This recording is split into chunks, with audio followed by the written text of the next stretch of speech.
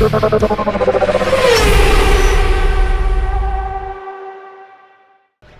वालेकुम, my name is Ahmad Jamal और आप देख रहे हैं लग्जोमोटिव। आज हम जिस गाड़ी का रिव्यू कर रहे हैं दिस इज़ चेरी टीगो 9।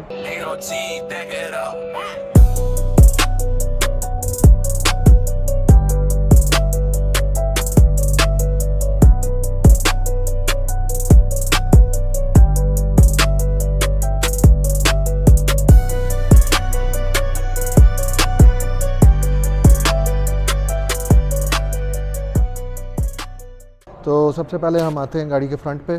तो फ्रंट पे इसके फुल एलईडी हेडलाइट्स हैं, इसके डीआरएल्स नीचे हैं और इसकी जो फ्रंट ग्रिल है ये डायमंड मैट्रिक्स ग्रिल होती है।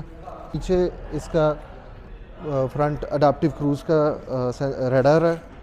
उसके अलावा साइड पे आ जाते हैं तो हमारे पास 20 इंच के ओलाई व्हील्स हैं जो कि अपनी क्लास में मैक्सिमम साइज़ है। उसके बाद साइड प्रोफाइल पे आ जाएँ तो करेक्टर लाइन एक ऊपर जा रही है जो स्ट्रेट पीछे एंड तक जाती है, जो लग्जरी कार्स में जिस तरह से होता है। उसके बाद नीचे आते हैं तो इसके रिट्रैक्टेबल डोर हैंडल्स हैं। उसके बाद नीचे जो ये ट्रिम है इसमें ये वाला पार्ट इन्होंने बहुत अच्छा किया कि ये मैट ब्लैक है, क्रोम ऐड नहीं किया। उसके अलावा एक करेक्टर लाइन यहाँ पे बड़ी सटल सी चल रही है। पीछे आए तो यहाँ पे इसका फ्यूल टैंक है राइट साइड पे। इसके बाद बैक के ऊपर फुल एलईडी टेल लाइट्स हैं एलईडी, उसके नीचे आपके रिफ्लेक्टर्स आ जाते हैं एंड देन ये डिफ्यूज़र है जिसमें कोई एग्जॉस्ट वगैरह नहीं है। इसके बाद ऊपर आपका बैक बोनलेस बैक वाइपर आ जाता है जो कि हिडन नहीं है। अब कुछ गाड़ियों में ऊपर इसके अंदर हिडन आता है and high mounted tail lamp है।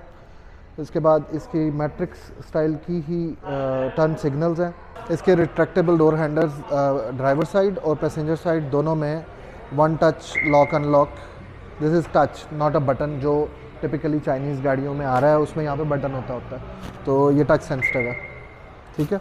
उसके अलावा आप अंदर आते हैं गाड़ी के तो द कार इज़ स्टार्ट। मैंने ब्रेक पे पैर रखा तो गाड़ी स्टार्ट हो गई है। उसके अलावा कोई पुश स्टार्ट का बटन वगैरह नहीं है गाड़ी में। एंड देन मैं अगर रिवर्स क्लिक करता हूँ तो आपके पास 360 कैमरा है, नॉट 540।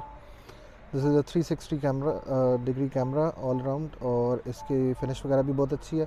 फ्रंट के पार्किंग सेंसर्स और आप देख सकते हैं कि बैक के पार्किंग सेंसर्स की भी डिस्टेंस भी बता रहा है वो कि पीछे से कितना डिस्टेंस है और फ्रंट से कितना डिस्टेंस है।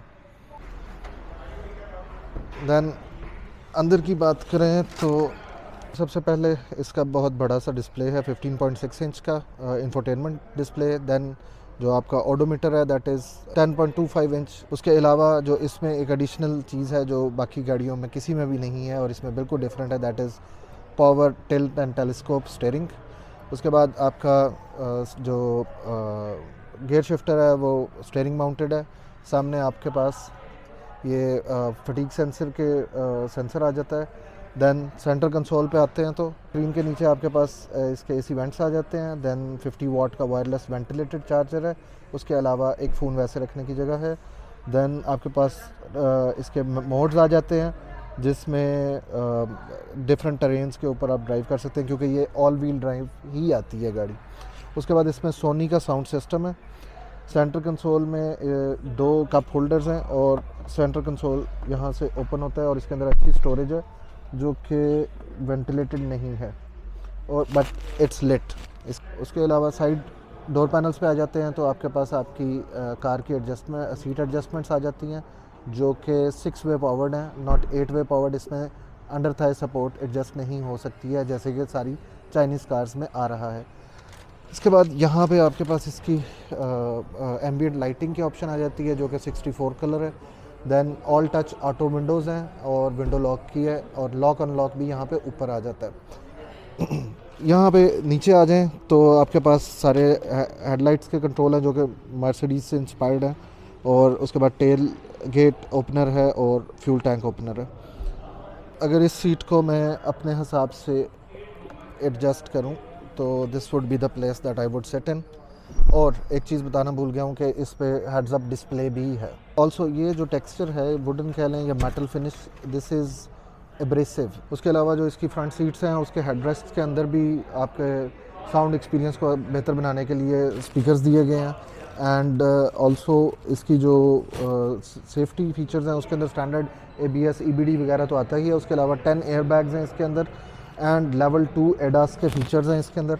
इसमें जो आपका ऊपर सेंटर स्टॉक है रूफ़ में, उसमें आपके पास इसके पैनोरामिक सनरूफ को कंट्रोल करने के फंक्शंस आ जाते हैं जो कि काफ़ी ह्यूज है और इट्स ओपनेबल।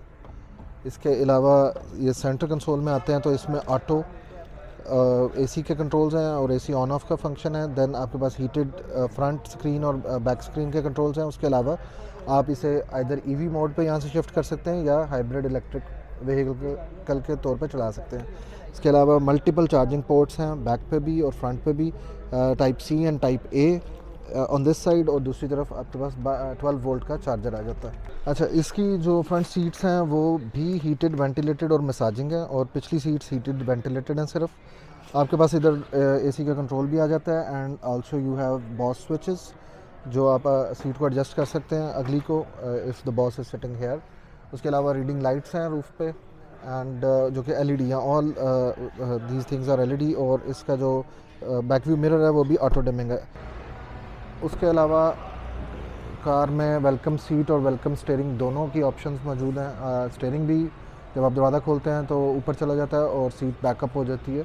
ये फ्रंट सीट मैंने अपने हिसाब से सेट की हुई है, तो this is the knee room IM57, ये नी रूम है and the head room is good as well. और ये साइड पिलर के अंदर भी आपके पास एयर वेंट्स आते हैं। पीछे डोर कार्ड पे आ जाएँ तो fit and finish is the same. इसमें आपके पास मैनुअल कर्टन्स आ जाते हैं और इसके पिछले शीशे जो से हैं ये इसके पिछले शीशे फैक्ट्री टेंटेड हैं, और यहाँ पे आपके पास ट्विटर आ जाता है, नीचे आपके पास स्पीकर आ जाता है। Then the door handle is in sort of paint finish not metal, और नीचे आपके पास एम्बियंट लाइट्स आ जाती हैं। और इसी तरह सामने डैशबोर्ड पे भी आपके पास ऑल अराउंड एक एनवेलप की तरह आपकी एम्बियंट लाइट जो उनसे वो ट्रैवल करती है starting from the middle of dashboard. Then centre console पे आते हैं पीछे, तो इसमें 2 कप होल्डर्स हैं, इसके अलावा कोई ख़ास फंक्शंस वगैरह नहीं है इसके अंदर। जो इसकी सीट्स की अगली सीट बेल्ट्स हैं उनकी हाइट एडजस्ट की जा सकती है फ्रॉम योर शोल्डर, जो कि एक अच्छा स्टैंडर्ड हो गया हुआ है अब तो, किसी दौर में प्लस होता था।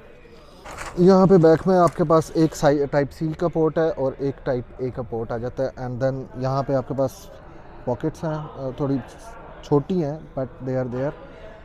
स्टोरेज की बात करें तो एम्पल स्पेस है फ्रंट पे भी, साइड डोर्स के अंदर भी, और उसके अलावा सेंटर में आपके पास फ्रंट पे भी और बैक पे भी कप होल्डर्स आ जाते हैं। थर्ड रो सीट पे भी आपके पास स्टोरेजेस आ जाती हैं, दोनों तरफ कप होल्डर्स आ जाते हैं। रूफ़ पे आपके पास AC वेंट्स आ जाते हैं एंड थोड़ी सी अगर सारे पैसेंजर्स कंप्रोमाइज़ करें तो ये सिटेबल हो सकती है बच्चों के लिए भी। इन बड़ों का बैठना मुझे मुश्किल ही लग रहा है इस चीज़ में।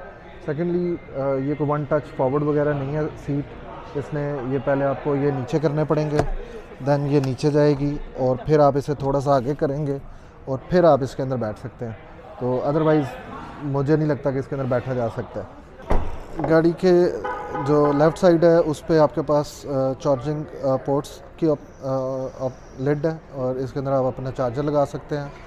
AC DC दोनों पे चार्ज हो सकती है। इनके बारे में बात करें तो इसमें 1.5 लीटर टर्बोचार्ज इंजन आता है और जिसकी 610 हॉर्स पावर है एंड 960 न्यूटन मीटर टॉर्क है, जो कि 0 to 100 in 5.4 सेकेंड्स करती है। और इसके ये 3 मोटर सेटअप है। इसकी ऑल इलेक्ट्रिक रेंज जो सी है वो 90 से 170 किलोमीटर्स है और ओवरऑल रेंज जो कंपनी क्लेम करती है वो 1400 किलोमीटर्स है। तो इसकी जो प्राइस है वो 1,36,94,000 है, एक्स फैक्ट्री प्राइस है। और मुझे ये लगता है कि इसका कंपटीशन जो सा है वो किया सोरांटो या हुंडई सेंटा फे के साथ होता है, और for the amount of money ये उन सब में से सस्ती है। और the options it's providing, although ठीक है, I am a bit spectacled about Chinese products, but still इस गाड़ी की फिट एंड फिनिश जो सी है इसकी क्लास के हिसाब से बहुत ही खूबसूरत है। ये था आज का हमारा रिव्यू चेरी टीगो 9 प्रो का। तो अगर आपको पसंद आए तो लाइक करें, चैनल को सब्सक्राइब करें। Thank you very much. अस्सलाम वालेकुम। ओके।